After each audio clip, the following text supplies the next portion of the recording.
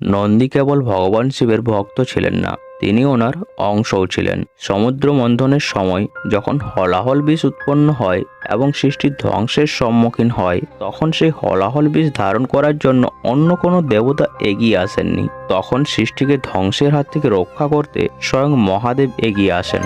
মহাদেব যখন বিষ পান করছিলেন, তখন বিষের কয়েকটি ফোঁটা মহাদেবের মুখ থেকে গড়িয়ে ভূমিতে পতিত হয় এবং সেই কয়েকটি ফোঁটাতেই সৃষ্টি আন্দোলিত হতে থাকে। তখন নন্দী সেই কয়েকটি ফোঁটা বিষ চেটে নেয়। সেখানে উপস্থিত সবাই ভাবেন নন্দীকে আর কেউ বাঁচাতে পারবে না, কিন্তু সবাই অবাক হয়ে দেখেন যে নন্দীর কিছুই হচ্ছে না। তখন ভগবান শিব বললেন, নন্দী আমার কাছে এতটাই আত্মসমর্পণ করেছে যে আমার সমস্ত শক্তি নন্দীর মধ্যে সঞ্চারিত হয়েছে, তাই সে সুরক্ষিত। অর্থাৎ মহাদেবের দেবত্ব অংশ রয়েছে নন্দীর মধ্যে। তাই মহাদেবের পুজো করার আগে নন্দীর আশীর্বাদ নেওয়া খুবই